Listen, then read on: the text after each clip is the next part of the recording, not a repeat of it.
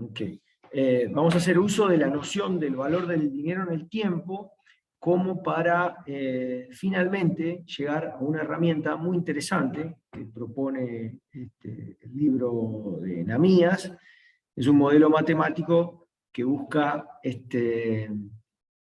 bueno, encontrar una suerte de timing óptimo, o sea, una suerte de intervalo óptimo cada cuánto uno tiene que invertir en ampliaciones, asumiendo ciertas hipótesis que yo les voy a contar. Pero en principio, empecemos por discutir un poco esta idea de que el tiempo afecta al valor del dinero, ¿no? O sea, de alguna manera, lo que uno tiene que comprender es que, a ver si inicio mi video, lo que uno tiene que comprender es que el dinero puesto en un determinado momento de tiempo no es o no equivale a ese mismo monto puesto en otro momento del tiempo. ¿Por qué? Bueno, simplemente porque cuando uno tiene un monto de dinero en un determinado momento en el tiempo, si lo pone a producir, idea clásica o básica del capitalismo, uno dispone de ese dinero y lo pone a producir. El caso más simple sería pensar en un plazo fijo en un banco, pero uno puede pensar en otras formas. Si uno está en una empresa, por ejemplo, ese dinero podría utilizarse para inversiones en otras de los negocios que tenga la empresa. Y ese otro negocio produce cierta rentabilidad. Entonces, ¿cuál es la rentabilidad de ese negocio alternativo? Bueno, hay que definir un rate, un porcentaje o un retorno de inversión, ¿no? Y eso es lo que en esta ecuación, que aparece aquí abajo en el slide, es el factor R, ¿no? O sea, esa es una tasa habitualmente llamada tasa de descuento del capital o también tasa de interés, insisto, porque viene un poco de la idea de que el valor, o su porcentaje, digamos, depende del rendimiento de esa alternativa de inversión, ¿no?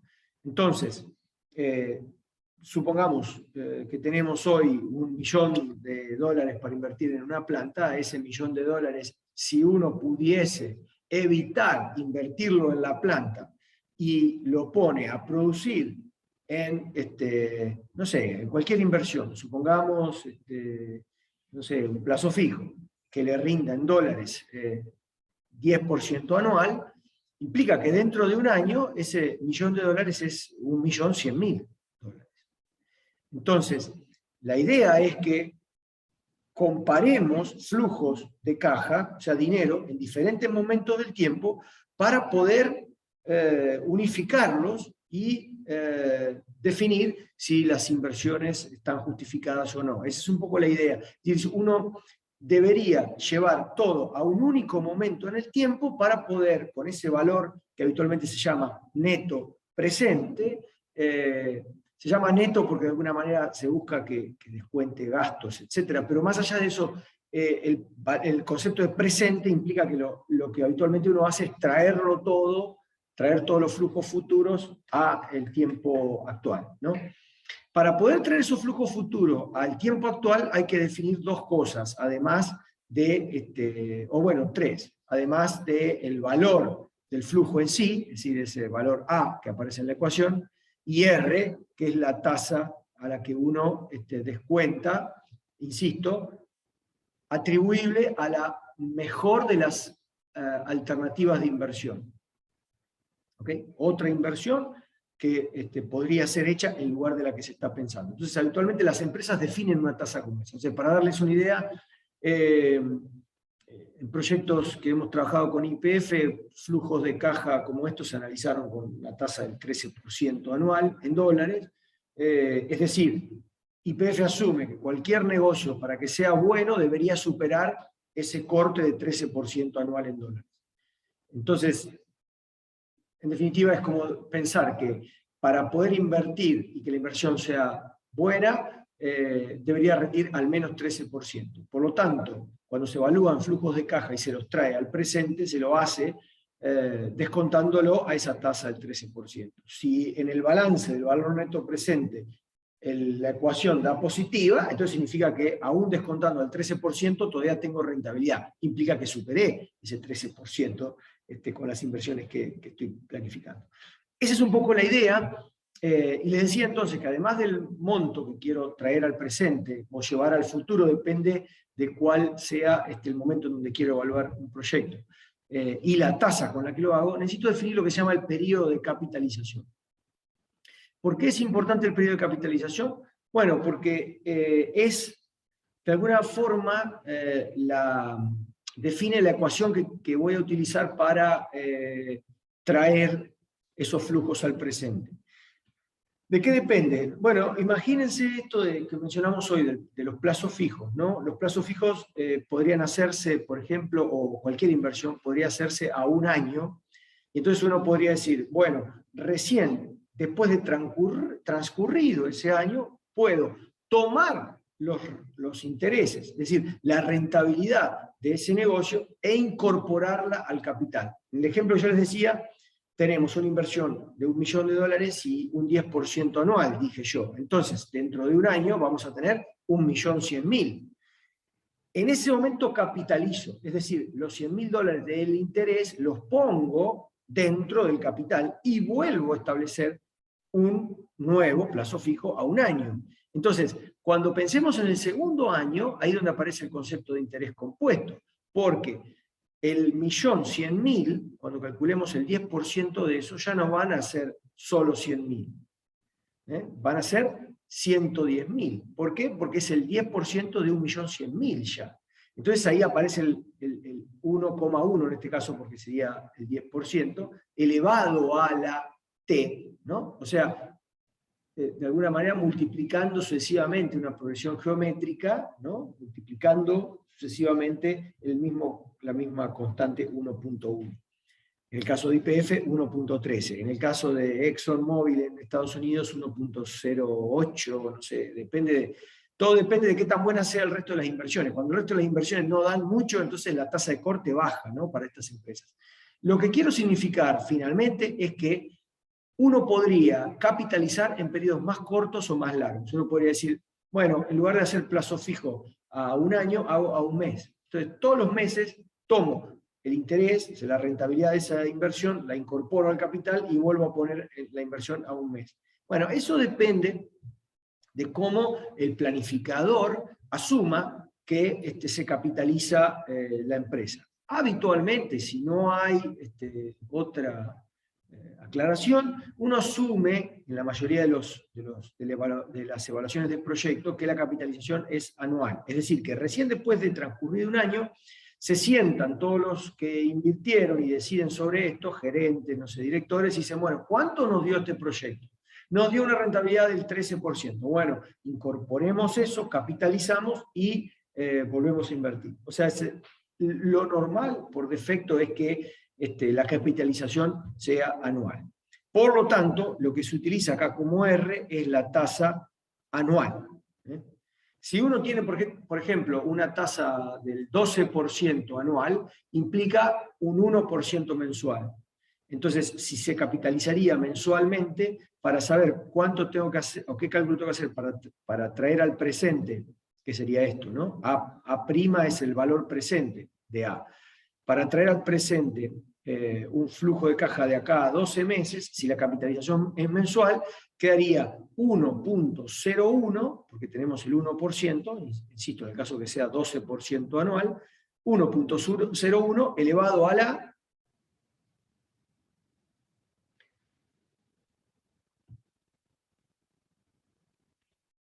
uno que me tire un centro, se interpretó la cosa, vamos a escribirlo acá. A ver.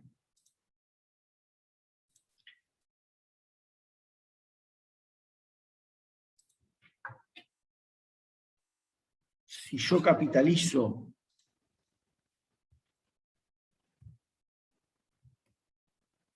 es decir, el momento en el cual incorporo el interés al capital es un año, entonces lo que tendría, supongamos R, 12% anual,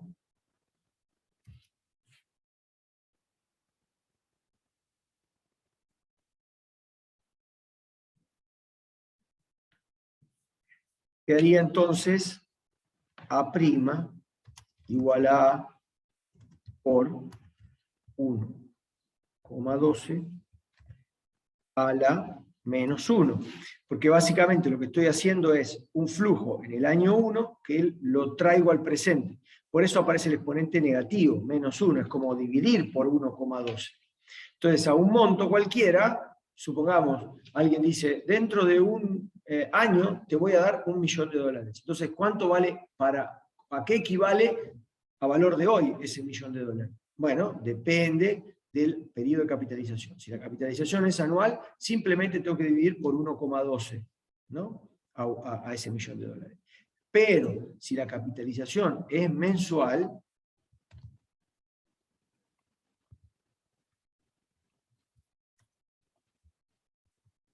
entonces ese cálculo es A' igual a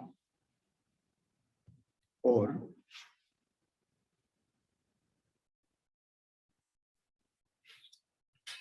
1,01, porque si la tasa es 12% anual, mensualmente es 12 dividido 12, o sea, 1%, elevado a la, y ahí la pregunta que hice, 12, menos, a la menos 12. Claro, porque el tipo capitalizó 12 veces en un año, porque lo hizo, bueno, yendo desde hoy hacia el futuro, capitaliza 12 veces. Si lo tengo que traer desde el futuro hacia el presente, hago de cuenta, hago el procedimiento inverso.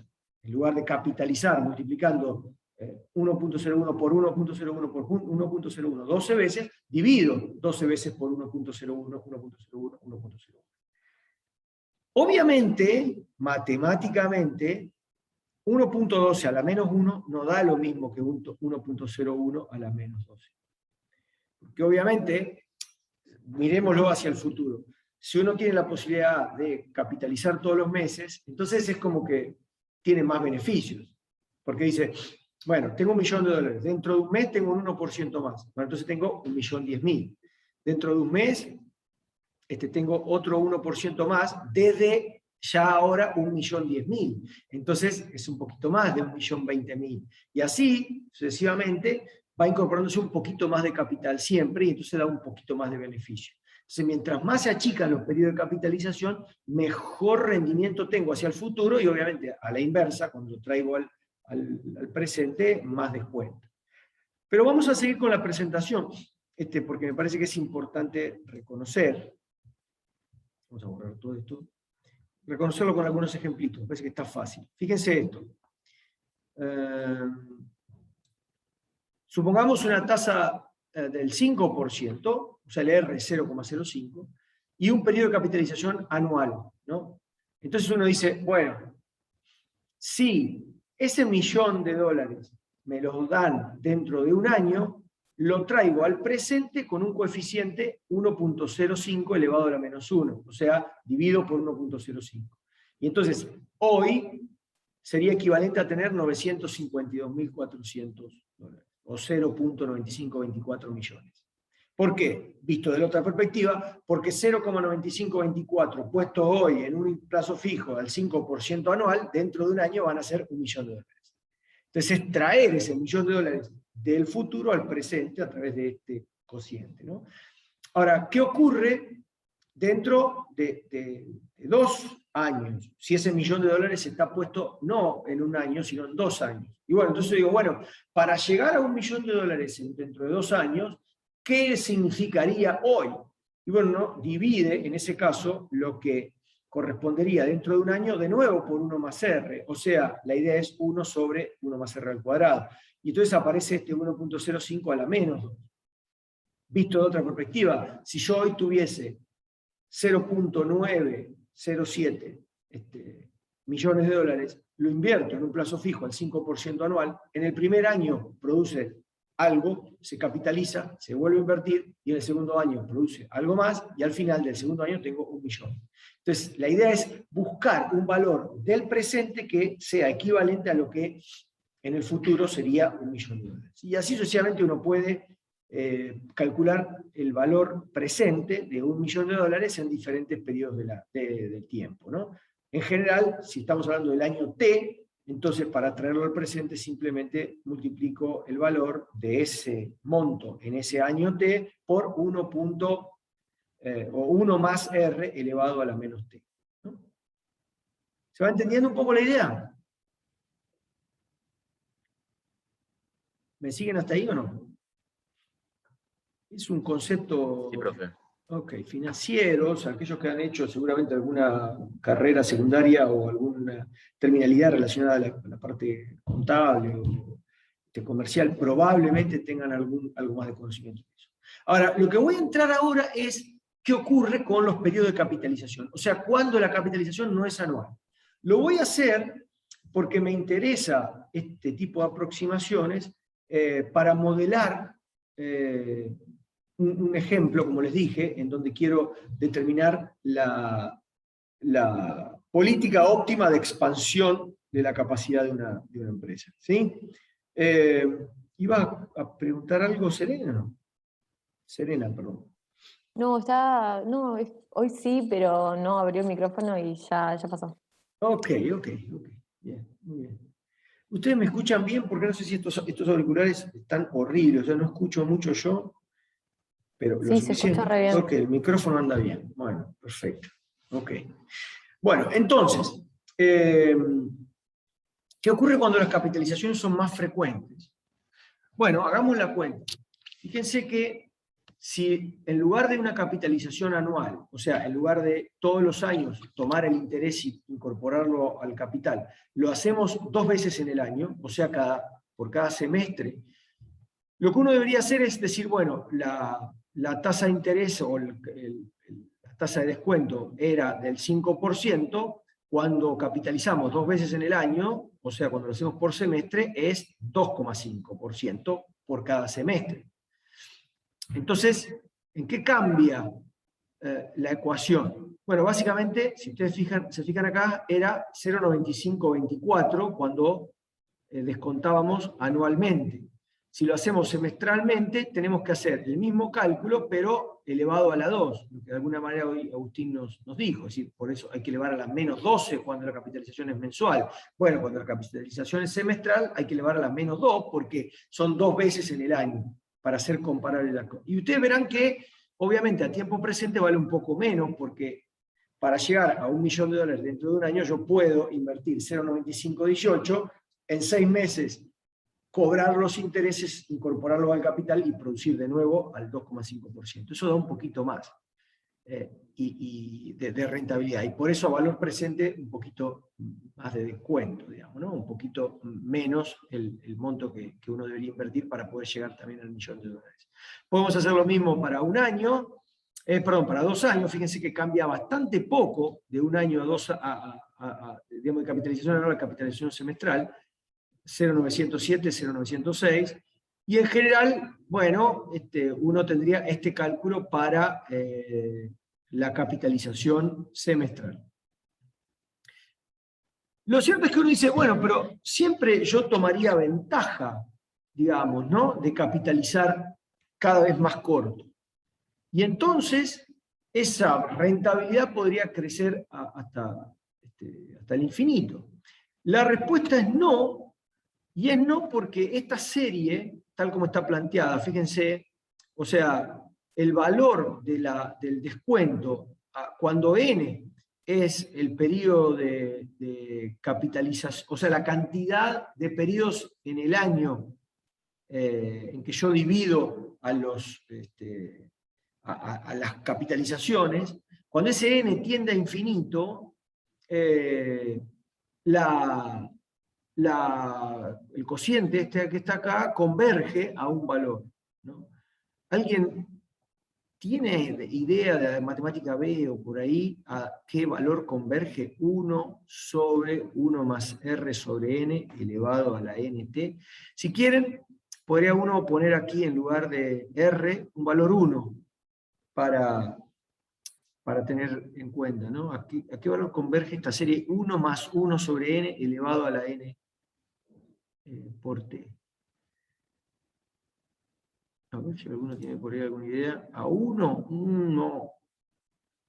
Fíjense que a 1, si convergiese a 1, entonces la capitalización sería no a valores más bajos, digamos. ¿A cero? Tampoco. En ese caso sí que tendrías infinito, porque si converge a cero, quiere decir que hoy cero, dentro de un año sería 1. ¿Y cómo haces sin inversión para tener un valor de 1? Digamos, sería tendría infinito la rentabilidad o la posibilidad de generar valor, ¿no? Efectivamente no converge a 0, tampoco a 1, porque si no, no tendría agregado de valor. Converge a, bueno, para aquellos que no ven la familiaridad, pero básicamente acá aparece E. O sea, el número de Neper o natural o lo que sea. E es el límite de 1 más 1 sobre n elevado a la n cuando n tiende a infinito. Pueden hacer la prueba. Pueden tomarla. Ahora, cuando aparece el R por aquí abajo, la expresión es ni más ni menos que E a la R. Fíjense, está de alguna manera aquí. Y aparece R y aparece T también como exponente, porque aquí estoy poniendo el T, ¿no? Entonces, lo que quiero significar con esto es que por más que yo achique mucho los periodos de capitalización, el rendimiento de la inversión tiene un límite. Y ese límite está dado básicamente por esta expresión. 1 sobre E a la R por T. O sea, fíjense, aquí está el ejemplo. El monto, 1.000.000 en un año, puesto dentro de un año, es a valor presente con capitalización continua, o sea, porque n tiende a infinito, es decir, que está capitalizando cada segundo. Es como ir al banco y decir, bueno, che, toma, pongo 0,9512 en una inversión. Muy bien. Y un segundo después le decís, bueno, dame la rentabilidad que obtuve y la vuelvo a poner en el capital. Y un segundo después lo mismo. Y el tipo te va a decir, bueno, tu rentabilidad fue extremadamente baja todavía. ¿Por qué? Porque si vienes del 12%, del 5% anual, como en este ejemplo, 5% en el año dividido la cantidad de segundos que hay en el año rinde muy poco, obviamente. Entonces, ese monto se incorpora todo el tiempo y aún así no se crean, digamos, que el crecimiento va a ser ilimitado. Fíjense incluso que capitalizando una sola vez en el año, hoy 0,9524 dentro de un año va a ser 1.000.000. Si capitalizásemos 2 veces en el año, hoy 0,9518 sería dentro de un año 1.000.000. Y si capitalizásemos todos los días, todos los segundos, todos los microinstantes, es 0,9512 lo que hoy necesitaríamos para tener dentro de un año 1. Entonces, lo interesante de esto, bueno, algo parecido podemos calcular para dentro de 2 años, que en principio, capitalizando anualmente tendríamos 0,9070, capitalizando semestralmente tendríamos 0,9060 y capitalizando de forma continua tendríamos 0,9048. Lo que de alguna manera quiero contarles con esto es que la aproximación de la capitalización continua no es real, porque no hay inversión que capitalice continuamente, no hay forma de tener, digamos, un dominio tal sobre la inversión que uno está todo el tiempo diciéndole, che, ¿cuánto dio hoy? Es como el dueño de un local que va y le pide al que lo atiende todos los segundos, che, ¿a quién atendiste? ¿A quién atendiste? Dame la plata, dame lo que ganaste, dame lo que ganaste, dame lo que ganaste. Es un delirio, ¿no? O sea, en general se hacen balances y recién ahí se decide sobre la capitalización, no se dispone de ese dinero hasta tanto no se hacen esos balances. Pero más allá de eso, lo que quiero decir es que la aproximación de la capitalización continua es bastante certera, sobre todo si las R son relativamente bajas, como habitualmente lo son cuando uno trabaja en tasas en dólares. ¿Ok? ¿Se entiende? ¿Qué significa la capitalización continua? Básicamente es un límite de la función de descuento o de interés compuesto cuando los periodos de capitalización tienden a 0, es decir, cuando la frecuencia tiende a infinito. El número de periodos en los cuales yo parto al año tiende a infinito. ¿Dudas hasta aquí?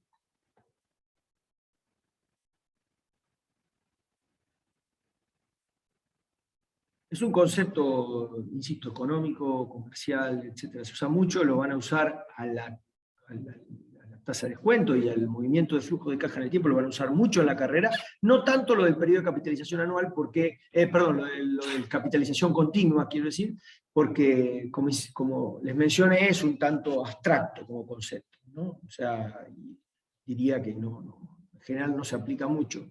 Pero a los efectos del modelo que les voy a presentar ahora, sí, y me parece que es muy útil. ¿Dudas? ¿Ninguna?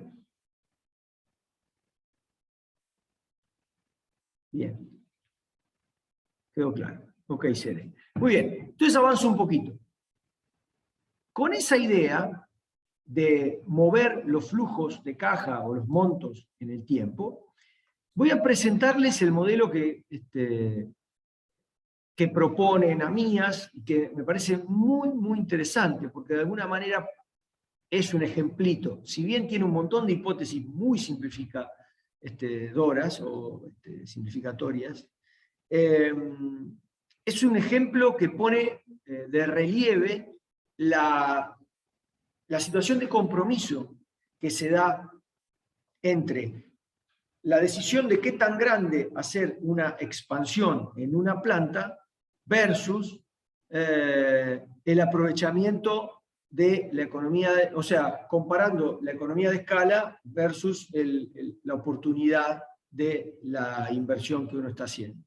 O sea, a grandes rasgos, después entro en los detalles, una empresa cuando plantea una inversión para ampliar su capacidad, dice, hagamos una inversión lo suficientemente grande como para aprovechar la economía de escala. Ustedes ven que mientras más grande la capacidad, se reduce el costo marginal de inversión. Entonces, como vimos en el ejemplo del coloquio, una planta de 5.000 salía 4 millones, si yo quería hacerla de 10.000 me salía 6 millones, me salía 8. Entonces hay como una tentación a hacer plantas más grandes. Pero por otro lado, si yo invierto hoy 6 millones y no hay necesidad de hacerlo, porque todavía la demanda no necesita de semejante inversión, es como que estoy perdiendo la oportunidad de aprovechar esos millones de dólares de más de invertirlo en otro lado. Entonces ese trade-off o esa situación de compromiso, vamos a ver mucho en ingeniería industrial, la van a ver todo el tiempo, se resuelve modelándolo de esta manera que les voy a contar, se resuelve y les da una idea de cuál es el tamaño óptimo que ustedes deberían tomar para aprovechar lo suficientemente la economía a escala sin perder de vista que hay inversiones alternativas que me podrían dar rentabilidad por no invertir en algo tan grande, ¿no? Entonces, empecemos por las hipótesis y cuál es el modelo que se está planteando. El modelo que se plantea es, asumamos que una empresa tiene una situación en la cual su demanda crece linealmente. ¿Okay? O sea, si acá tenemos el tiempo y aquí tenemos, vamos a ponerlo explícito, no sé que no lo... Tiempo, y aquí tenemos demanda. Cuidado que demanda es D minúscula para mí, ¿ok? Demanda. Vamos a escribirlo. Típicamente la demanda en unidades por día. Vamos a ver. Para que quede claro. Y acá el tiempo lo voy a medir en años. También para diferenciar. Podría poner años en ambos lados, pero complica un poco las unidades. O sea, preferiría que a la demanda la trabajemos en unidades por día y al tiempo en años. ¿Okay? La hipótesis que se plantea, muy importante en este modelo, es que la demanda de la empresa en este horizonte de tiempo crece linealmente. Entonces, a este valor de tiempo en años lo vamos a llamar X. Y a la demanda en unidades por día la vamos a llamar Y.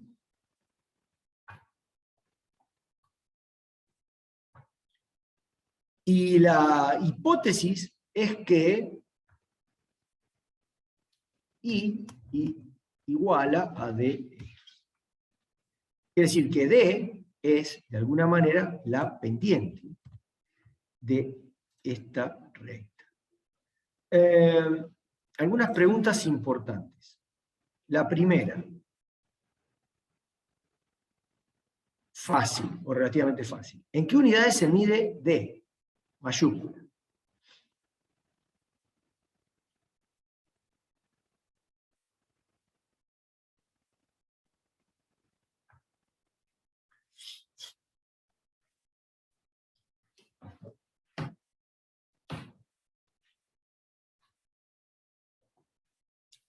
¿En qué unidades se mide D?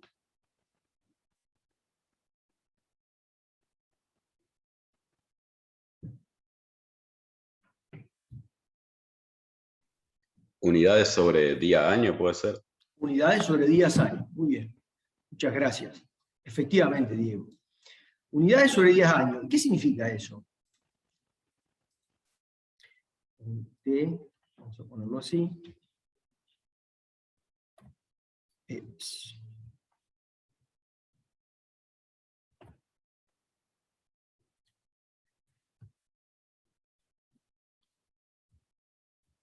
Si hubiésemos medido la demanda en unidades por año, entonces tendríamos unidades sobre año al cuadrado, o sea, una suerte de aceleración, ¿no?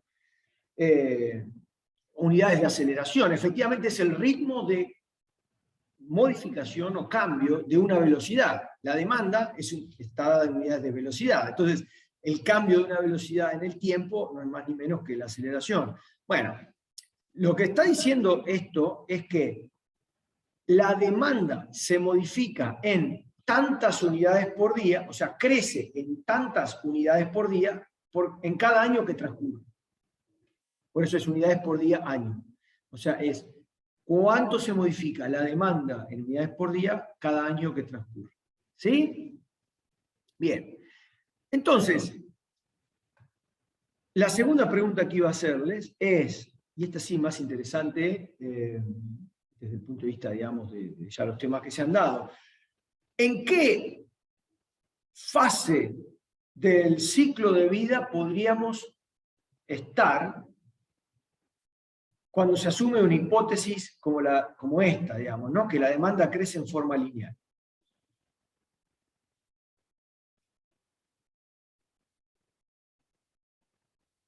Todo tiene que ver con todo. ¿Y etapa de crecimiento puede ser? Sin duda, efectivamente. Muy bien, muchas gracias. Efectivamente. Si ustedes miran el ciclo de vida del producto, la parte que menos curvatura tiene, es decir, que más lineal es la fase de crecimiento.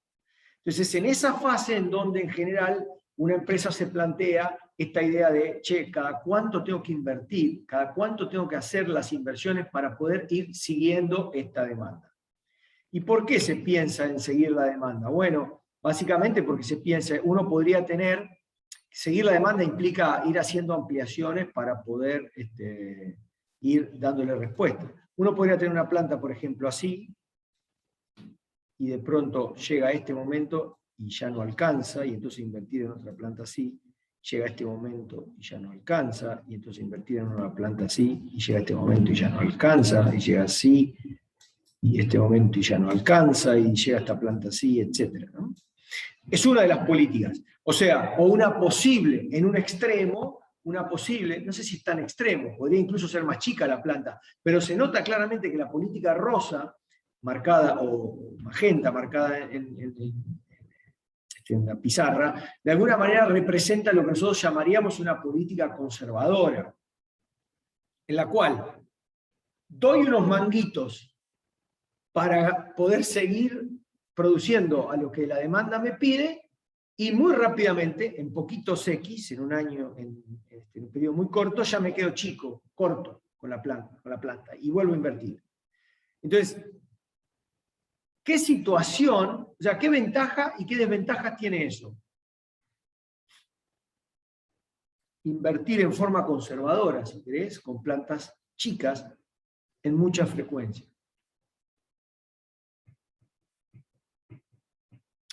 Que tal vez no hay tanto riesgo en cuanto a invertir. Correcto, el riesgo como concepto, tradúzcanlo en tasa porque el riesgo está metido en general en la R, esa que vimos, en la tasa de descuento o interés o referencia. O sea, básicamente más allá del riesgo, lo que hay es la posibilidad de contar con dinero para hacer otras inversiones, no esto. Entonces, bueno, invierto poquito y si tengo, obviamente, mucho dinero de exposición, el resto del dinero lo invierto en otra cosa que me rinda.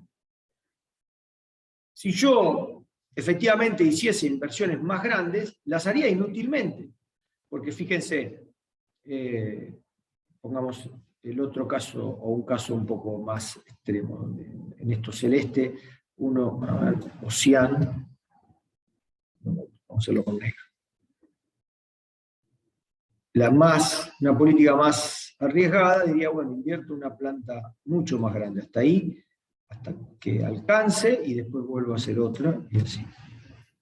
Toda esta zona que ustedes ven acá, a ver si puedo, esto, ahí, y toda esta zona que está acá,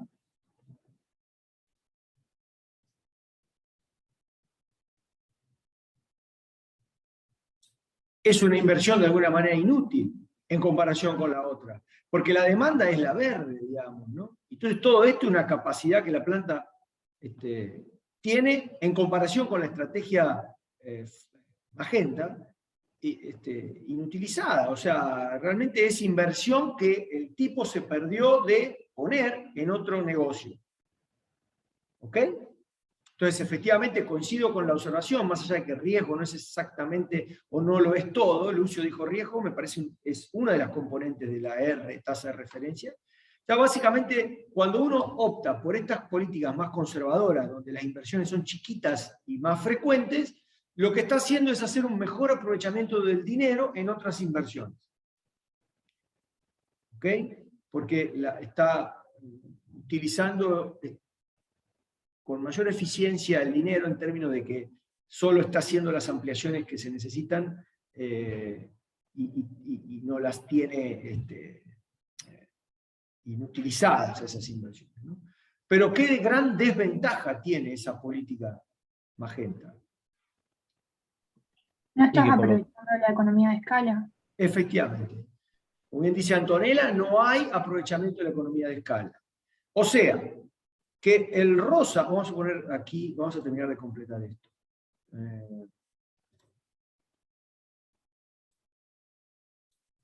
Supongamos que coincide justo y hay 1, 2, 3, 4, 5, 6 ampliaciones, o sea, 6 inversiones por cada inversión en magenta, ¿no? Por cada inversión en negro.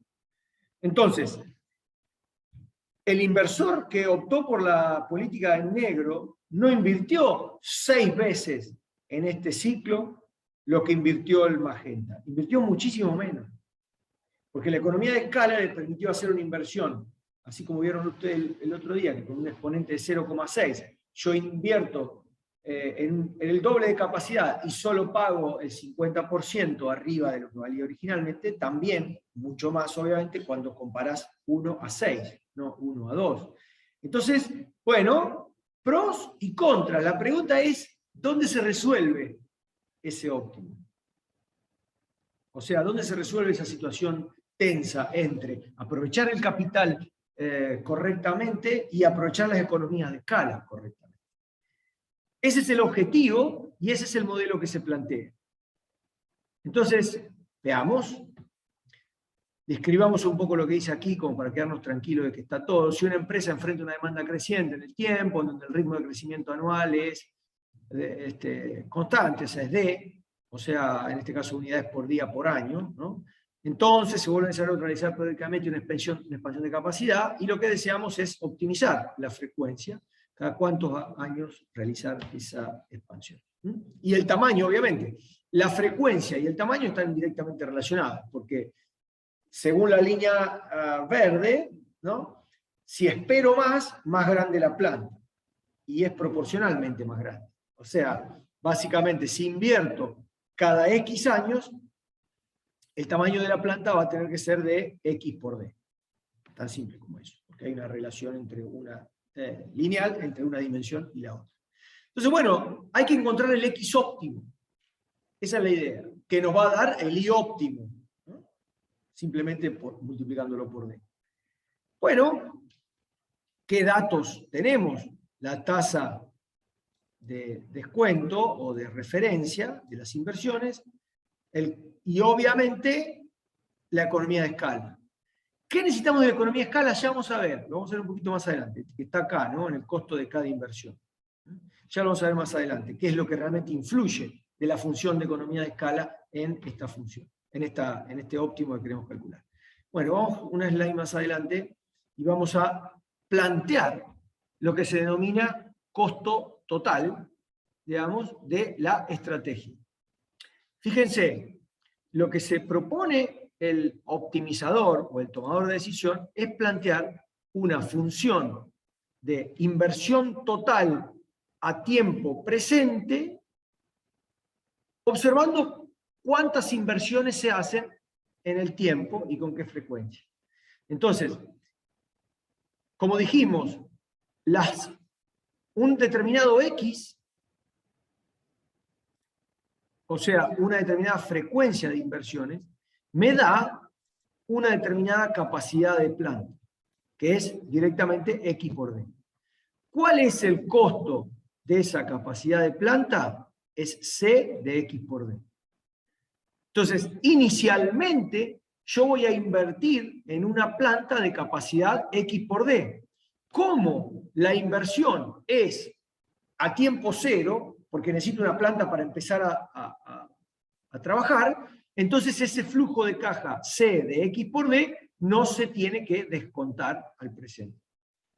Ahora, la próxima planta, que también vale C de X por D, se tiene que invertir dentro de X años, porque recuerden que X es el tiempo cada cuánto yo invierto.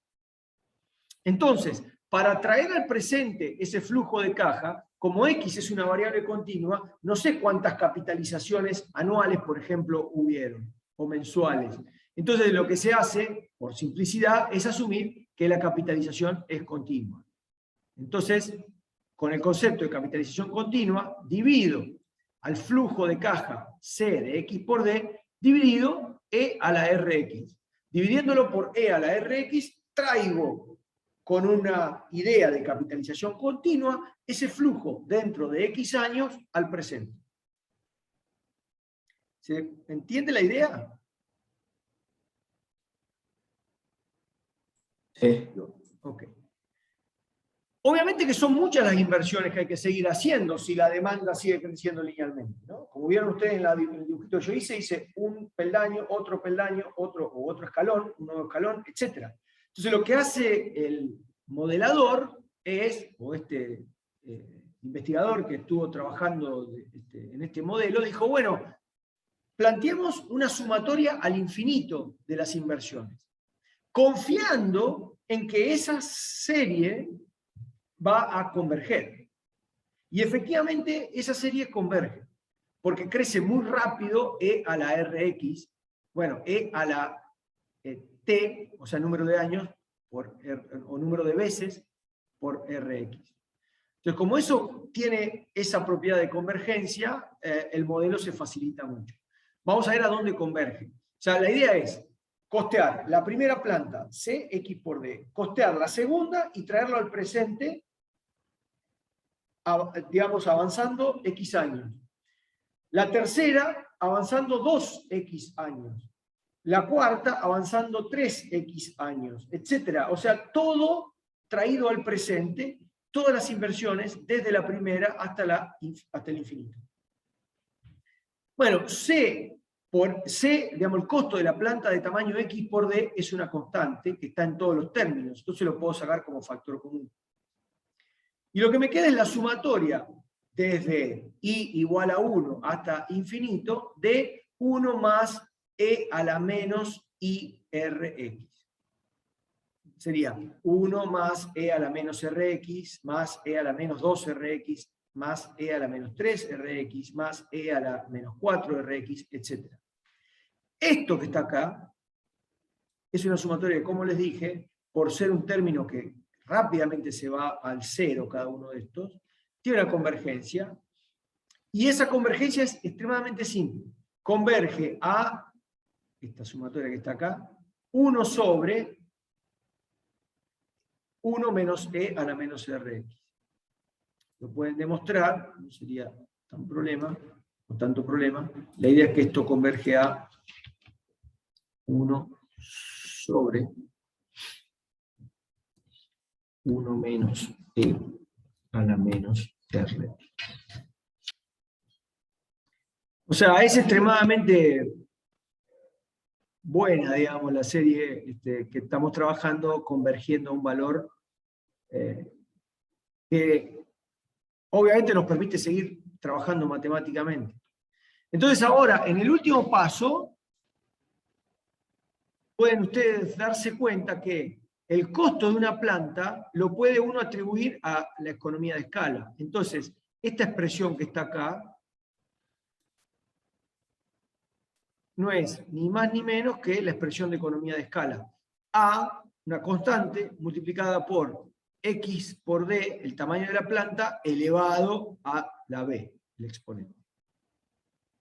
Entonces, en pocas palabras, una política, bajo la hipótesis de que la demanda crece linealmente, una política que invierte en ampliaciones cada X años, significa a tiempo presente, con una capitalización continua, un valor igual a por x d a la b, dividido 1 menos e a la menos rx.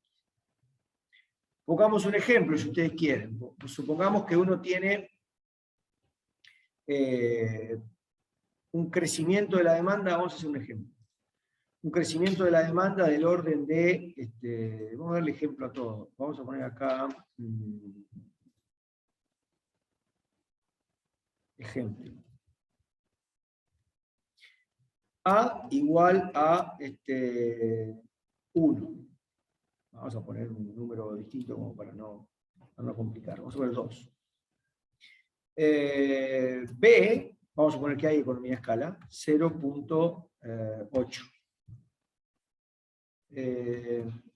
R,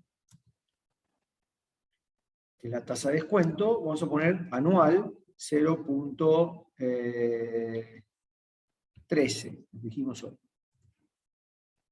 Y pongamos ahora, ¿qué más me queda definir?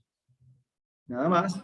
Supongamos que se quiere invertir, la demanda me queda, ¿no? La demanda, el crecimiento de la demanda,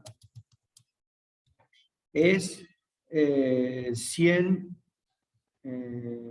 unidades por año, por día, vamos a poner así, año.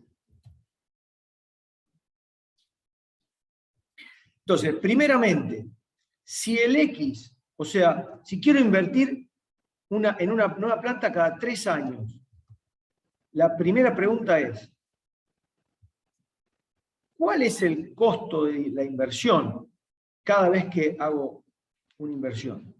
A ver si alguien tiene calculadora a mano y me lo dice. O sea, básicamente, ¿cuál es el costo en el que tengo que incurrir cada vez que invierto en una nueva planta?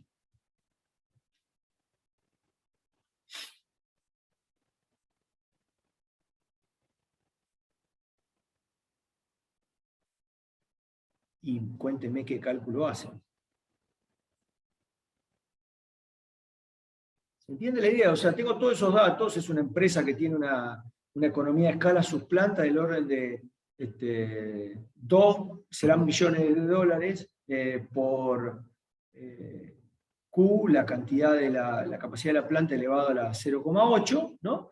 Y bueno, y el ritmo de crecimiento de 100 unidades por día todos los años. Entonces la pregunta que me hago es, si hago una inversión que dura 3 años,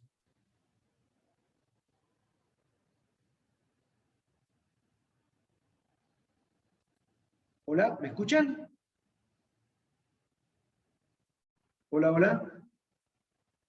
Sí, se escucha. Profe. Ah, perfecto. Se escucha. Me avisó que se había cerrado una sesión. Esperemos que no tengamos problemas. ¿Cuál es entonces el monto que va a tener que invertir esta empresa cada 3 años? Supongamos que son millones de dólares el valor de A. ¿Alguien tiene una calculadora como para poder hacerlo ahí a mano? Profe, yo lo hice y me da menos 402. ¡Menos! Sí, en algo la pifié, ahí veo de hacerlo de vuelta. A ver, ¿qué cálculo hiciste? Contame. Y reemplacé todos los valores en la fórmula, Bueno, espérate. digamos. ¿En qué fórmula? O solo era en la parte amarilla nomás. Claro, efectivamente. Porque la idea qué es boludo. que, sí, más allá de lo que está acá, después veamos qué ocurre acá. Después veamos lo del descuento. Pero cada 3 años esta empresa va a invertir en una planta. Empecemos desde adentro hacia afuera. ¿Qué tamaño va a tener cada planta? Capacidad. Se invierte cada 3 años.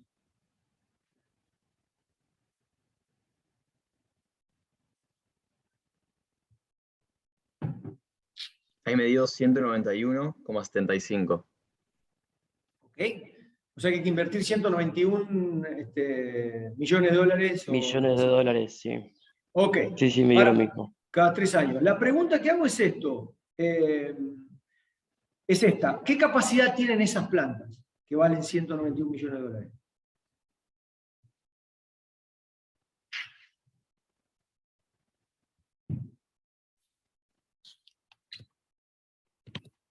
Puede ser ¿Podría repetir la pregunta, profe?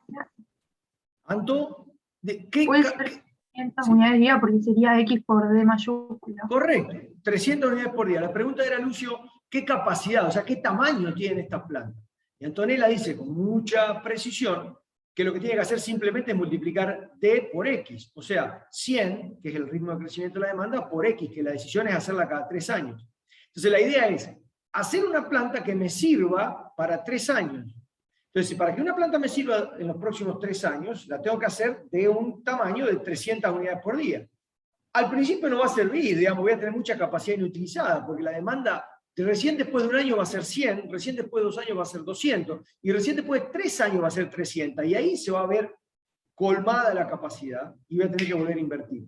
Entonces, efectivamente, como dice Anto, 300 unidades por día es la capacidad de la planta que yo tengo que invertir cada 3 años.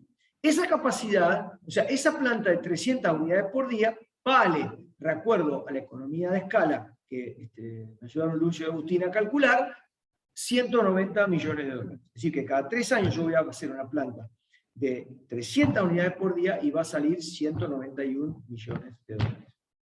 Ahora, voy a invertir 191 a tiempo 0, voy a invertir 191 a tiempo 3, voy a invertir 191 a tiempo 6, voy a invertir 191 a tiempo 9, etcétera, etcétera, etcétera.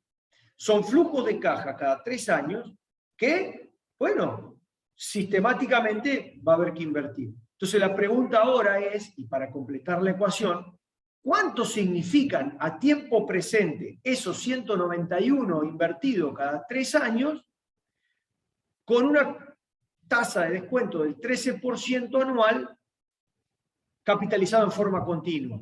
Bueno, simplemente hay que tomar los 191, esos que están ahí, y dividirlos por 1 menos E a la menos Rx.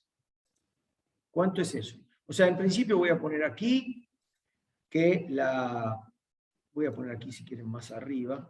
Primero, el tamaño de la planta X por D es de 300 unidades día. Segundo, que C de X por D es 191 millones de dólares. Profe, a mí Sí. con la ecuación entera me dio 593,76. Muy bien, efectivamente. Entonces el CT, así como lo llamé acá arriba, es 596 millones de dólares. ¿Ok? ¿Me siguieron hasta ahí? O sea, las plantas invertidas cada 3 años tienen que tener 300 unidades por día de capacidad. Cada inversión me lleva 191 millones de dólares y traídas todas al presente, estamos hablando desde aquí al infinito. Recuerden que la serie esta es una serie que converge cuando se suma hasta el infinito, algo así como 600 millones de dólares de valor actual. O sea, más o menos el orden de 3 plantas a valor presente. Bueno, supongamos viene un loco y dice, no, vos estás loco. Con semejante tasa de interés, 13%, no deberías invertir cada 3 años. Hay que invertir cada 10 años. Y vos te lo pones a pensar y decís, y capaz que tiene razón, porque yo estoy metiendo, no sé, bueno, en realidad con semejante tasa de interés no, con semejante economía de escala, debería decir, ¿no? La tasa de interés justamente que te deberías invertir cada 10 años, te vas a invertir en una planta muy grande, ¿no? O sea, si X es 10 años, vamos a poner ejemplo, qué feo este color. Si X es 10 años, o sea, el tipo invierte cada 10 años, ¿qué tamaño tienen las plantas que invierte cada 10 años? ¿Anto? ¿Es el mejor? 1000 unidades, 1000 unidades Bien, día. 1000 unidades día. Esa planta va a ser una planta enorme durante el primer año, durante el segundo, durante el tercero, y así, y recién va a tener algo de sentido durante los últimos, o sea, el año 7, 8, 9, 10. ¿Cuánto vale cada planta? Y aquí viene, por ahí, la parte linda del problema, digamos, o sea, lo beneficioso.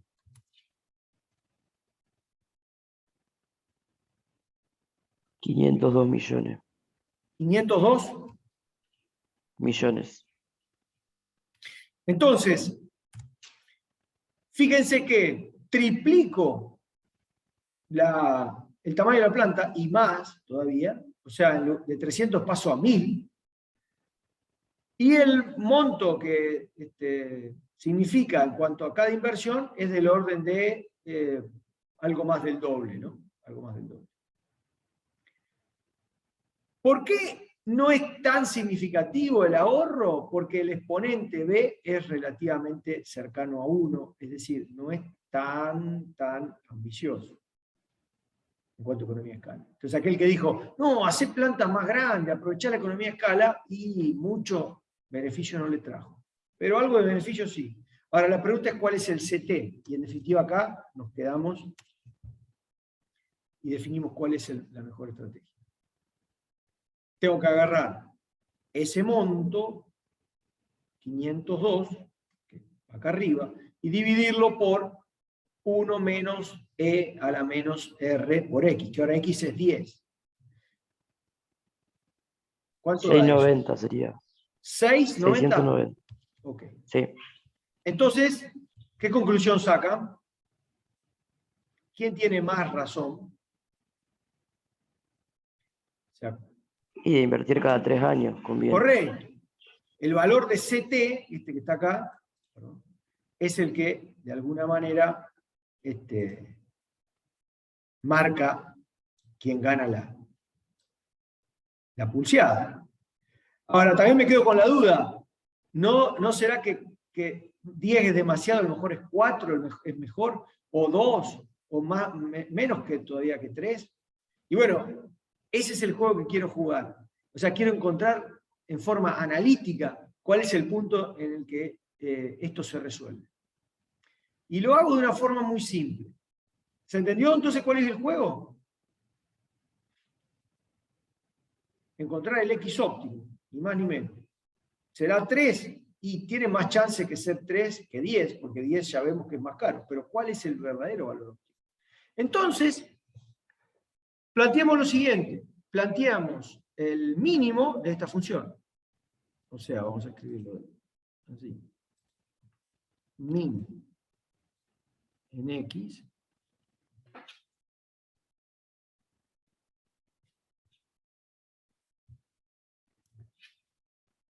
el mínimo en X, o sea, X es la variable con X mayor o igual a 0 de esta expresión. ¿Cómo hago para encontrar eso? Bueno, hay una forma que uno podría, de análisis matemático, encontrar si existe algún punto estacionario, ¿no? Algún punto en el cual la derivada de esta función, en este caso como es una sola variable, la derivada directa, no hay derivadas parciales, no estamos hablando de gradiente, estamos hablando de una derivada, la derivada de esta función se iguala a 0. Calcular la derivada de esta función es bastante complicadita porque aparece el b, aparece x por d a la b menos 1, y aparece x en el exponente aquí abajo. Entonces la cosa, y es un cociente entre funciones, o sea, para nada fácil tal como está planteada. Pero existe un artilugio matemático válido, que es convertir esta función en, o afectarla por el logaritmo, que es lo que yo estoy haciendo acá. Si uno tiene una función definida en el dominio positivo y la afecta por el logaritmo, cualquiera sea la base que utiliza, el objetivo de minimizar esa función en su expresión original es equivalente a minimizar el logaritmo de esa función. ¿Por qué es eso? Habría que explicarlo, digamos, pero básicamente es porque la función logarítmica es una función estrictamente creciente. Entonces, si existe un valor óptimo para la función, cualquier valor un poquito a la derecha o un poquito a la izquierda de esa x óptima va a dar un valor más grande de la función. Y si el valor de una función es más grande, su logaritmo también es más grande. Por lo tanto, minimizar una función estrictamente positiva, si ustedes se fijan, esto va a ser siempre mayor que 0, para x mayor o igual a 0. De hecho, mayor estricto que 0. En realidad deberíamos poner acá mayor estricto que 0. Si lo dejo como en el igual, en el 0 no existe el logaritmo, entonces no puedo hacer la transformación. Pero es obvio que las inversiones va a haber que hacerla cada un valor mayor que 0. Entonces, convierto esta función a través del logaritmo porque minimizar la función original es equivalente a minimizar el logaritmo de la función original.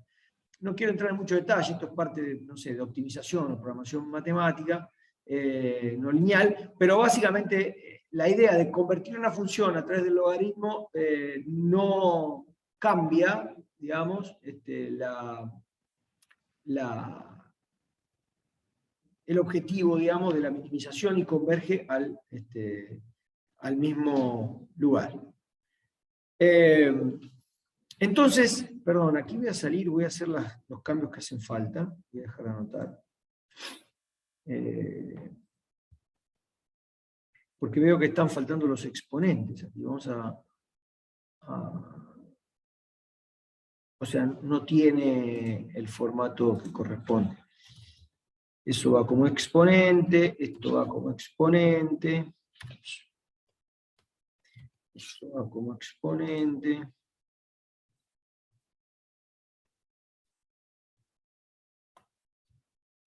Y esto va como exponente. Bien, vuelvo a la expresión, es lo mismo acá.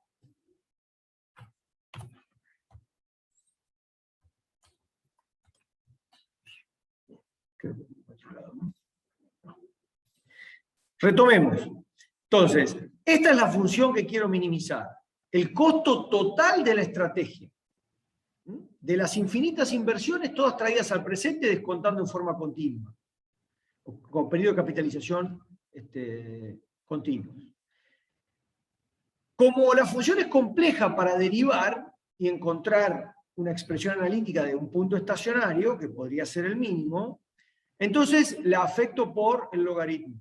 El logaritmo de esta expresión me lleva a logaritmo de a por x, bueno, acá aparece otro exponente, pero este también es un exponente. Ahora sí, creo que ahora estamos bien.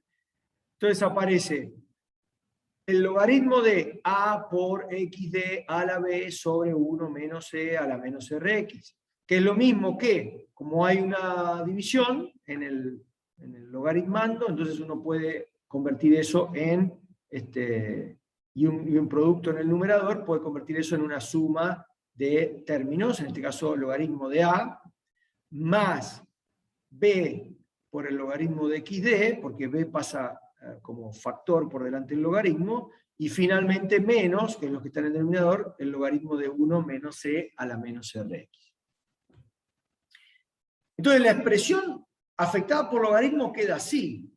Como podrán ver, en esta parte de la función no aparece, en esta que está acá, no depende de x. Por lo tanto, uno puede rápidamente decir que A no afecta al óptimo de la función. O sea, no está afectada, no está involucrada con la x, es un término constante. Quiere decir que no importa cuánto valga A en la expresión de la economía de escala, lo que sí importa es B. Porque B afecta a esta parte, digamos, y entonces de esta manera es la parte que se contrapone con esta otra para encontrar ese equilibrio o punto óptimo. Pero bueno, para encontrar ese equilibrio o punto óptimo, entre estos dos términos que compiten entre sí, lo que necesito es derivar esta expresión. Si yo derivo esta expresión, fíjense que la derivada del logaritmo, ¿no?, es relativamente fácil de calcular, es simplemente 1 sobre, si estamos hablando de logaritmo natural, asuman que estamos haciendo logaritmo natural, lo mismo daría la conclusión si uso otro tipo de base, pero no importa, y después tengo que derivar la parte de adentro, que es x por d, por lo tanto, respecto de x, la derivada es directamente d. Entonces la expresión que me queda es b por d, que viene de la derivada de lo de adentro, digamos, en regla de la cadena, dividido xd. Y por el otro lado quiero derivar esto, y de nuevo me pasa lo mismo, aparece 1 sobre el logaritmando, esta es la expresión, por, en regla de la cadena, la derivada de del argumento. Si ustedes se fijan en la derivada del argumento hay una exponencial. Entonces aparece la misma exponencial como derivada, y multiplicada por menos, porque está multiplicada acá es 1 menos, y después me queda otra, por regla de la cadena, la derivada de lo que está dentro. Entonces vuelve a multiplicarse por menos 1, por menos r, y entonces vuelve a ser negativo. Y en definitiva, me queda, en el segundo término de la derivada, esta expresión, menos r por e a la menos rx sobre 1 menos e a la menos rx. Entonces, esto igualado a 0, derivada igual a 0 me da punto estacionario. Y si hay un punto estacionario en esta derivada igual a 0, yo puedo llegar a la conclusión de que b, en ese punto estacionario, o sea, en donde la derivada se hace 0, b es r por x sobre e a la rx menos 1. Esto lo pueden simplemente lograr pasando este término, sumando al otro lado, y después de hacer eso, distribuir e a la menos rx, de alguna manera, ¿no?, entre los dos términos del denominador. Bueno, no es tan difícil, pueden ustedes corroborarlo. Lo cierto es que acá me queda una expresión un poco complicada, ¿no? Porque no tengo forma de sacar en forma explícita la x. ¿Ok? ¿Lo ven a eso? O sea, si yo quisiese despejar la x, podría pasar este e a la rx menos 1 multiplicándole a la b, está bien, pero después quiero paso el más 1 del otro lado, y cuando quiero pasar el logaritmo, la exponencial como logaritmo, para poder ir despejando la x que está acá en el numerador, me queda una expresión que vuelve a meter a la x adentro de los argumentos. Es una expresión que no termina nunca de tener una resolución explícita. Lo que yo voy a hacer es intentar, simplemente porque me va a ayudar a encontrar ese valor, intentar despejar la x de aquí, de la exponencial. ¿Ok? Intentemos despejarla de aquí. Hagamos eso que dije, pasemos multiplicando el e a la rx menos 1 al otro lado. Eso me quedaría igual a rx. ¿Sí? O sea, simplemente pasé este denominador al otro lado multiplicándolo a la b. ¿Me siguen, no? Sí, profe. Entonces, después me queda e a la rx igual a, el b lo paso dividiendo, o sea, rx sobre b, más 1. ¿Sí? B dividiendo, menos 1, al otro lado sumando. Entonces después me queda Rx, insisto, logaritmo por medio, y asumiendo que todo esto es positivo, etcétera, que realmente R es una tasa positiva, X también es positivo, por lo tanto no hay problema, eso va a ser un argumento positivo. Logaritmo natural de Rx sobre B más 1. Por lo tanto, X, de acuerdo a esta expresión, es 1 sobre R por el logaritmo natural de Rx sobre B más 1. ¿Qué problema tengo con esto? Bueno, o qué dificultad. Que X, que yo quise despejar, luce bastante bien, pero todavía está metida también aquí adentro. ¿Cómo puedo hacer, cómo se les ocurre que podría hacer para encontrar ese valor de X óptimo?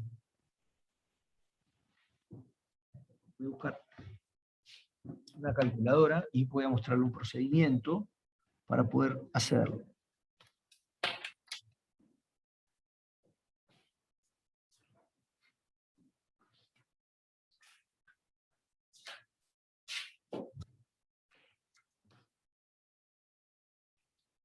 Perdón, si a alguien se le ocurrió alguna forma de despejar esa X o de llegar a ese X óptimo. Mediante un cálculo iterativo. Mediante un cálculo iterativo podría ser. Es razonable. O sea, a ver si te sigo en la idea. Voy a poner la calculadora. Voy a poner un valor 3. ¿Se acuerdan que 3 era una posibilidad cada 3 años, no? Entonces yo pongo 3 y presiono, lo ven ahí en la cámara, ¿no? Y presiono el igual. Entonces guardo ese valor. ¿Para qué?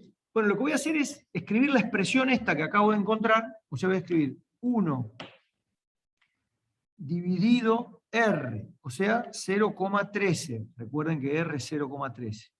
Multiplicado por el logaritmo natural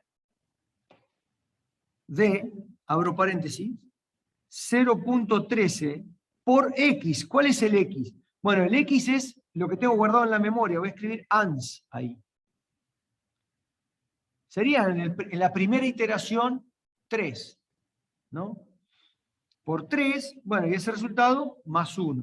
Perdón, dividido 0,8, dividido B, dice ahí, ¿no? Dividido 0.8, y el resultado más 1, y cierro el paréntesis. Entonces, si ustedes siguen aquí la idea, que un poco es la idea que me han dado los chicos de iterar, esto no siempre, cuidado, no siempre converge, no siempre es tan fácil.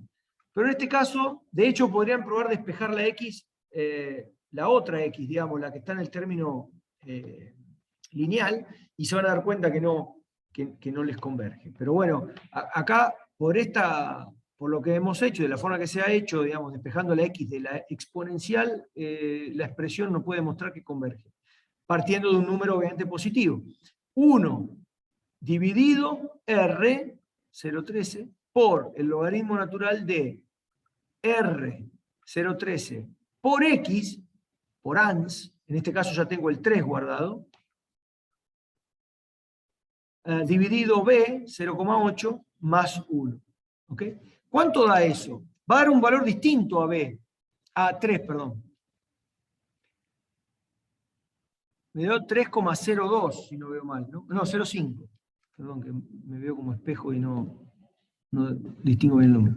Lo cierto es que yo puedo volver a presionar igual, una vez más, y sin tocar nada. ¿Por qué? Porque el 3,05 es lo que ahora está guardado en la memoria de la calculadora. Entonces el 3,05 se introduce adentro de la función como ANS, como respuesta, digamos, y vuelve a hacer, en forma iterativa, el cálculo. 3,1, y 3,13, y 3,17. Y así, teóricamente, después hay que contar, si van a resolver esto y van a hacerlo en forma iterativa, cuenten cuántas iteraciones lleva la convergencia. En algún momento ustedes van a ver que la convergencia es bastante lenta, pero converge. Quiere decir que es lenta, que falta, o sea, recién después de muchas iteraciones uno ve que no cambian ya las últimas, no sé, de la tercera cifra decimal en adelante. Bueno, hasta ahí ya y parecía que la cosa está resuelta, ¿no? Bueno, no sé, ni conté cuántas veces fueron, pero convergió. Y bueno, ¿a qué valor? A 3, 31, 42. O sea que el que propuso 3 años estaba cerca de dar en el clavo, ¿no? O sea, lo que había que hacer era invertir cada 3 años y un tercio, o sea, más o menos, ¿no? O sea, cada 3 años y 4 meses. Y cada 3 años y 4 meses, obviamente la planta no es de 300, la planta que hay que invertir es una planta de 331 unidades por día. Y bueno, y la inversión no es 191, es un poquito más, es 200 millones, será, no lo sé, habría que hacer la cuenta, pero a tiempo presente da un valor un poquito más bajo, podríamos calcularlo, de hecho lo podemos hacer. Si es 3,31 multiplico por 100, y ese es el tamaño de la planta, 331. Lo elevo a 0,8 y lo multiplico por 2, y eso me da 331, apreté 2 veces el igual y se me fue arriba, 331 a la 0,8 por 2, y eso me da una inversión de 207 millones. Y recuerden que para calcular la función, que está incluso en esta slide, para calcular el costo total de la inversión, tengo que dividir por 1 menos la exponencial de, abro paréntesis, menos R 0.13 por X, en este caso 0.13 por X, que sería 3.31. Cuando hago eso, creo que hay dos que cerrar, la política óptima me da 593,5 millones de dólares. Si lo comparan con el del 3, van a ver que es un poquito más bajo. ¿Bien? Entonces, puedo demostrar que la política óptima es invertir cada 3,31 años. En verdad, volviendo un poco al concepto de análisis matemático y, no sé, matemática C o no sé dónde lo han trabajado, probablemente, lo que habría que demostrar es que ese mínimo, o ese punto estacionario es realmente un mínimo. Para eso habría que hacer la derivada segunda de esta función convertida por logaritmo, y demostrar que es positiva en ese punto. Yo eso obviamente no voy a meter en semejante detalle, lo pueden ustedes comprobar. Si se animan, pueden demostrar que efectivamente se trata de un mínimo.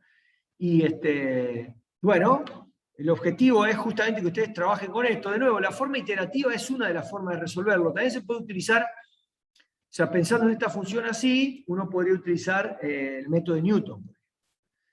El método de Newton busca encontrar las raíces de una función. ¿Cómo lo hace? Bueno, básicamente, si uno tiene esta función tal como está escrita ahí, empieza por un valor, x igual a 3, por ejemplo, calcula la derivada, proyecta y encuentra la intersección con el eje y propone ese nuevo valor. Es una forma iterativa, pero mucho mejor, digamos, porque no solamente se basa en incorporar iterativamente nuevos valores a la propia función esta acá despejada, sino que busca encontrar en forma iterativa, incluso mucho más eficiente, ya digo, muy pocas iteraciones lo va a lograr, aquel punto en donde corta el cero. Lo recuerdo, no sé si han visto el método de Newton, pero me parece que está bueno como para que lo tengan a mano. ¿Alguien vio el método de Newton o lo recuerda? Primero contéstenme si lo vieron. ¿Alguien? El método de Newton hicimos en lo hemos programación. visto. ¿Perdón?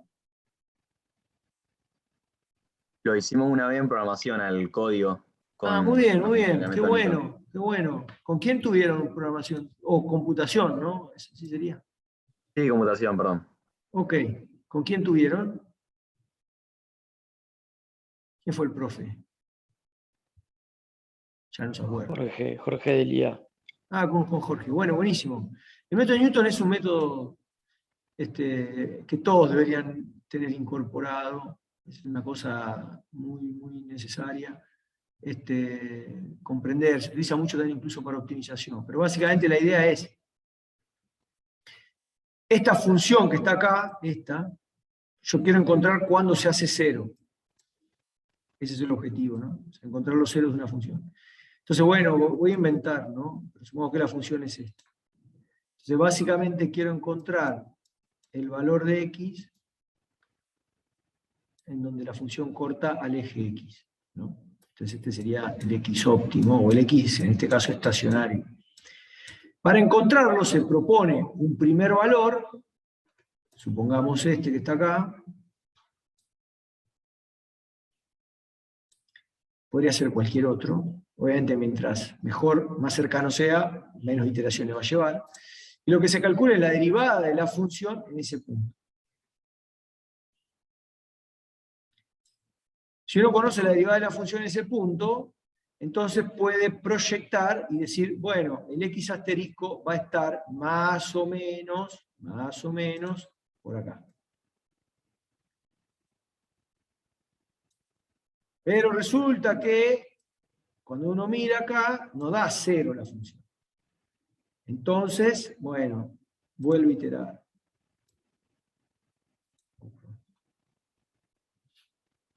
Y entonces saca la derivada, voy a ser benévolo, porque si no, puede no converger. Está claro que el método Newton puede no converger, ¿eh? Entonces llega un nuevo valor de x asterisco. Lo vuelve a tener ahí, vuelve a calcular la derivada. Vuelvo a calcular esto, vuelvo a hacer esto así. Y así en forma iterativa, en algunas iteraciones más, va a ver que el punto óptimo, o el punto en realidad donde la función corta. Ese es el método de Newton. Es extremadamente fácil, pero puede ser computacionalmente tener sus falencias, ¿no? Si la función es convexa, garantiza el hallazgo convexa o cóncava, digamos, o sea que no tenga una curvatura definida, lo garantiza en un número de pasos finitos. Si no, si la curvatura va cambiando, como en este caso que puse yo aquí, podría no converger. De hecho, por ejemplo, si uno lo tira por acá, supongamos la primera iteración le da por aquí, esto se va acá, no sé, y entonces la función da por acá y vuelve a dar acá y entonces se va a la mierda, ¿no?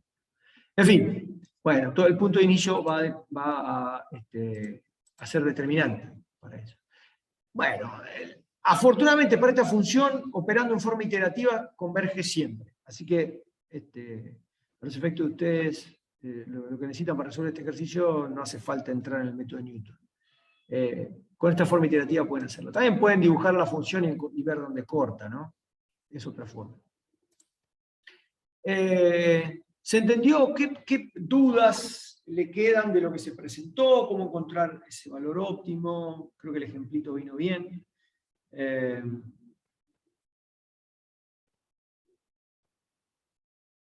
¿Comentarios? ¿Dudas? Es una cosa relativamente compleja, digamos, pero en el sentido de que se trata de funciones un poco distintas, digamos, a una función lineal, ¿no? Que quizá exigen un poco de abstracción mayor, pero es una muy buena idea como para tener una referencia que tan grande hacer una ampliación. O sea, no tiene, uno cuando se pone a pensar en el problema, tiene que pensar claramente cuáles son las dos puntas que tiran, digamos, en esta decisión. Como les dije, una es, che, no tengo ganas de desembolsillar el dinero todo junto. Y por otro lado, dice, sí, pero las plantas muy chicas también te van a durar poco y vas a tener que hacer todo el tiempo inversiones y no lo vas a poder, no vas a aprovechar la economía de escala, son plantas muy ineficientes. Bueno, ese equilibrio se resuelve aproximadamente, uno podría decir, cuando se satisface esta expresión. Ya ven aquí que A no juega, lo que juega es B, obviamente, que es lo que está acá al lado izquierdo de la igualdad, y R, ¿no? La tasa de cuentos. Son las dos cosas que compiten entre sí. Bueno, si no hay demasiadas dudas, o ninguna, podemos pensar un poquito en diferentes posibilidades, ¿no? Porque hasta ahora yo asumí que la primera inversión se da a tiempo cero, ¿no? O sea que de alguna manera se dice que la capacidad anticipa a la demanda. O sea, el concepto de anticipación es que yo pongo a disposición una capacidad que es suficiente para satisfacer la demanda hasta un determinado punto, y ahí vuelvo a poner otra planta de la misma capacidad. Siempre tengo capacidad para satisfacer la demanda. Ese es básicamente el concepto. Algún otro podría decir, no, yo soy menos arriesgado, digamos. O sea, recién después que me aseguro que la demanda está, invierto en la planta. Entonces uno podría decir, pero este tipo tiene razón, ¿para qué invertir en una planta hasta que no tengo la capacidad asegurada? Bueno, obviamente que esta zona que está acá también tiene su sentido. ¿Qué significa esto que está acá? Así como, si quieren, esto que está acá. Vamos a empezar por lo verde, ya dije qué significaba. ¿Qué es lo verde? Capacidad ociosa. Capacidad ociosa. Capacidad ociosa, efectivamente. Es, si quieren verlo de otra perspectiva, es todo aquello que yo podría haber producido y no lo produje porque la demanda no existía. ¿Está bien? ¿Y qué es lo rojo? Pueden ser pérdidas de oportunidad. Pérdida de ventas, ¿no? Ventas perdidas, efectivamente. O sea, es todo aquello que yo podría haber vendido y no vendí por no tener capacidad. Entonces, obviamente que trabajar anticipando a la demanda tiene sus ventajas y sus desventajas. Cuando uno está por detrás de la demanda, también tiene su ventaja y su desventaja. Ventajas de esto, de anticipar a la demanda: nunca se pierde mercado. Nunca falla uno frente al mercado o a sus clientes. En todo el tiempo se está perdiendo mercado. Gran desventaja. Ahora, ¿qué ventaja tiene el de la derecha? Y que no tiene capacidad ociosa. La planta trabaja al 100% de capacidad todo el tiempo. Y este otro tiene mucha capacidad ociosa. Por lo tanto, una inversión extremadamente grande inútilmente. Ahora, si uno se pone a pensar en la función que nosotros definimos, que es esta, vamos a poner acá, vamos a ver esto más. Esta función acá,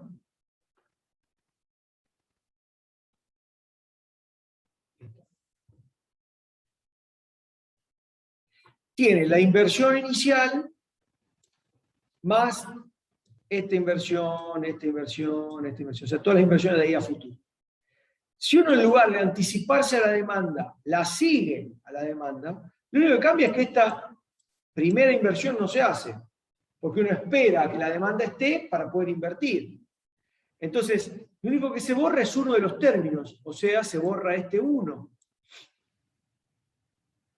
Pues si se borra ese 1, entonces la convergencia es igual a este valor, ¿no?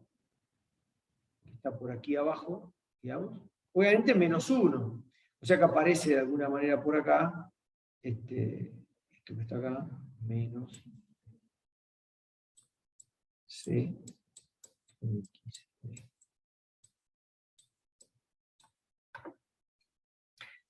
Y entonces aparece acá esta expresión,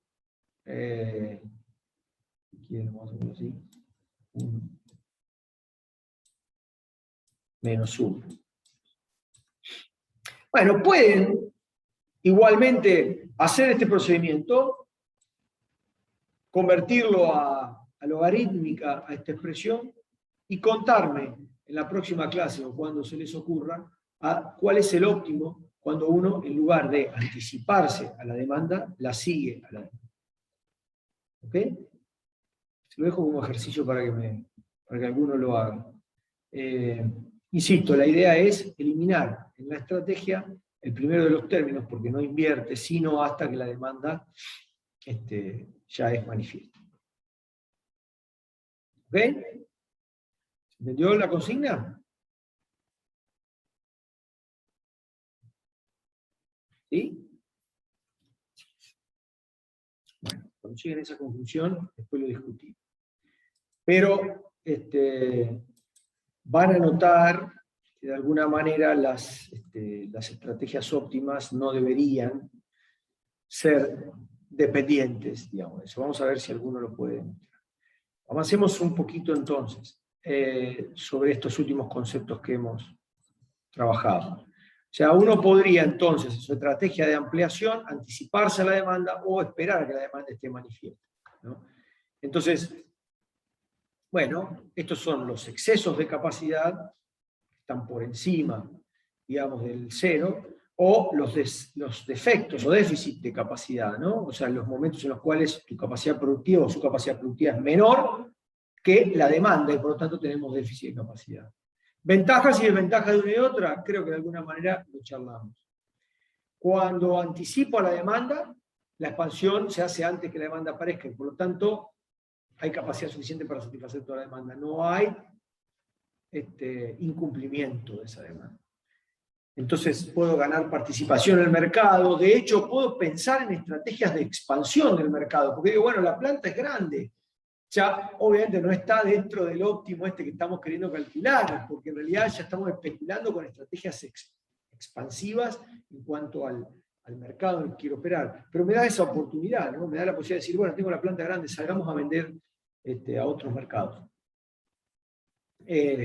Insisto, eso habrá que pensarlo, porque la hipótesis de que crece linealmente la demanda no es válida en la gran mayoría de las fases del ciclo de vida, entonces hay que tener cuidado. También puedo acelerar el recorrido de las curvas de experiencia y aprendizaje, porque si yo aprovecho la capacidad de la planta para producir a mayor velocidad, de hecho, si yo logro seguir la demanda, como lo puedo hacer si anticipo, acelero mi aprendizaje, acelero mi experiencia. El otro, que tiene una capacidad limitada, está esperando que la demanda venga recién para poder expandir, entonces ese no produce al ritmo que la demanda va marcando, produce al ritmo que su capacidad tope le permite.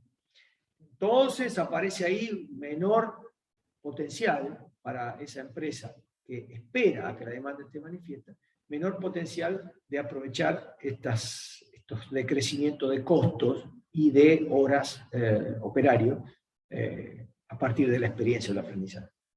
Bueno, también dice, se anticipa el periodo en el cual se llega a la madurez del producto. ¿Por qué? Bueno, porque como yo sigo la demanda, me doy cuenta por dónde va la demanda. El otro que está esperando que la demanda llegue, está como sin conocer demasiado cómo responde, digamos, el mercado. Entonces está a la expectativa. El otro ya sigue a la producción de demanda. Imagínense que si el X es muy grande, un tipo podría estar esperando 10 años a que la demanda sea suficiente como para expandir. Bueno, es muy conservador también.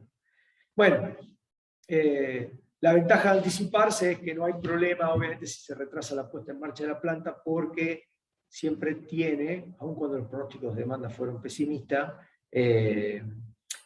o sea, dicho de otra manera, supongamos que la inclinación, la D mayúscula, no era lo que se previó, sino que era más inclinada. Como él se anticipó a la demanda, no importa que sea pesimista el pronóstico, porque si se inclina más, durará menos la planta, pero va, y yo me voy a dar cuenta cuando ya la demanda llegue al límite, digamos, ¿no? Por lo tanto, aún con pronósticos pesimistas de la demanda siendo más alta, el tipo puede reaccionar. Obviamente, ¿qué desventajas tiene? Bueno, que si yo calculé una planta demasiado grande, entonces pueden aparecer muchos costos de sobrecapacidad, obviamente mucha capacidad ociosa, muchos costos fijos que también hacen costoso el proceso, y gastos de inversión que se hacen en tiempos demasiado tempranos, ¿no? Entonces es, como ustedes imaginarán, también una estrategia no del todo conveniente, sobre todo si hay riesgos, ¿no? Que ese crecimiento de la demanda no solo no sea el que está previsto, sino que vaya hacia abajo, ¿no? O sea, que no corresponda con lo que se pronosticó. O sea, así como es positivo esto de anticiparse a la demanda, pensando que la demanda puede ser todavía más grande, también es negativo, pensando que podría ser más chica de lo que se previó, ¿no?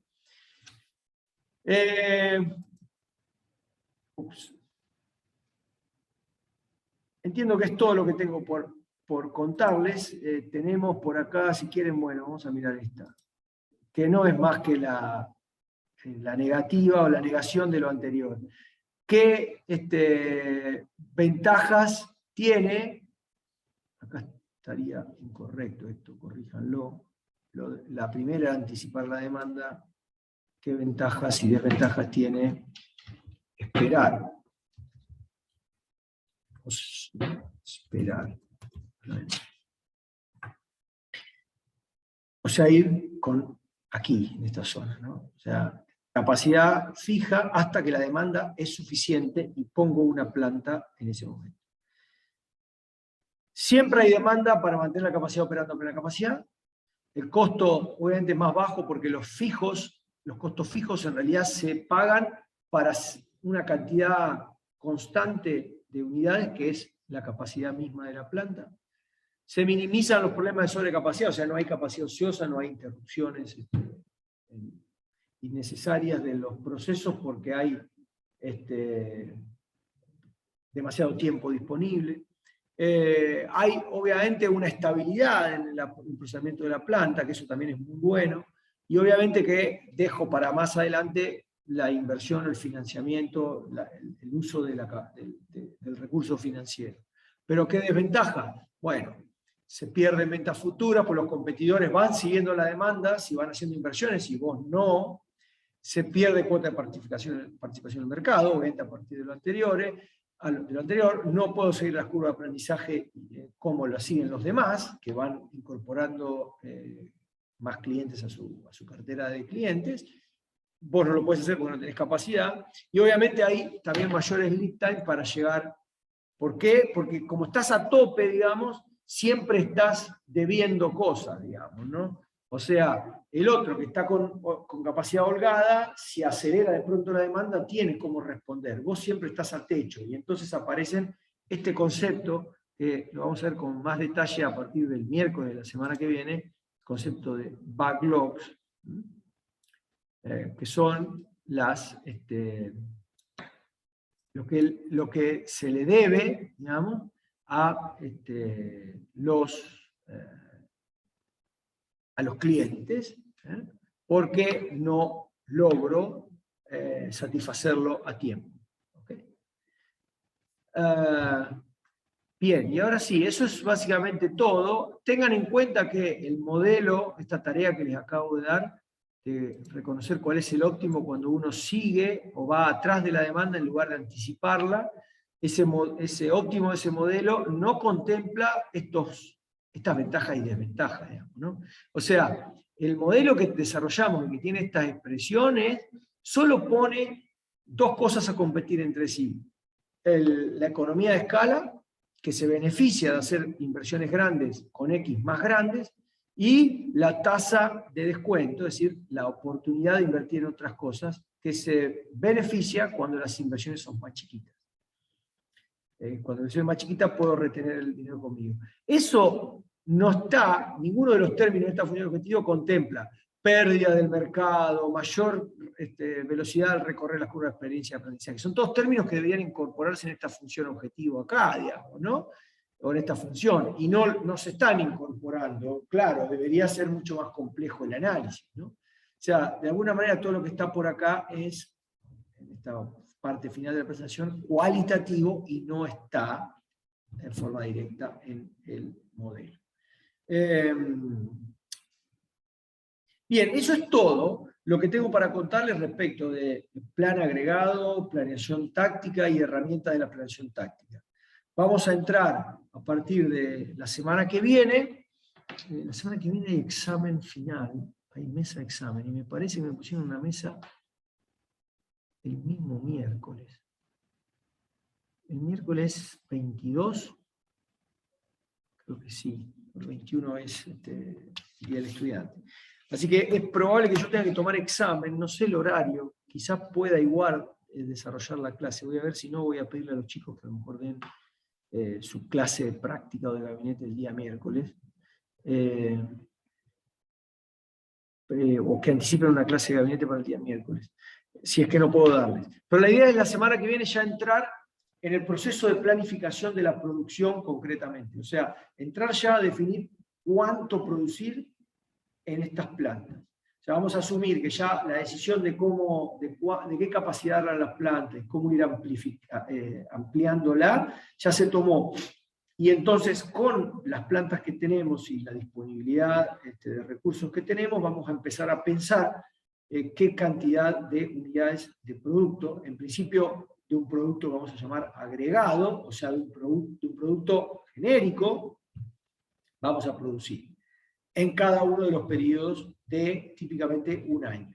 O sea, vamos ya a meternos en esta idea de que uno podría establecer diferentes formas de ir produciendo en el tiempo. Bueno, vamos a ver cuál es, de todas las alternativas que hay, la que uno puede optar y qué ventajas, desventajas y qué, digamos, y cómo encontrar un óptimo para esas políticas de producción.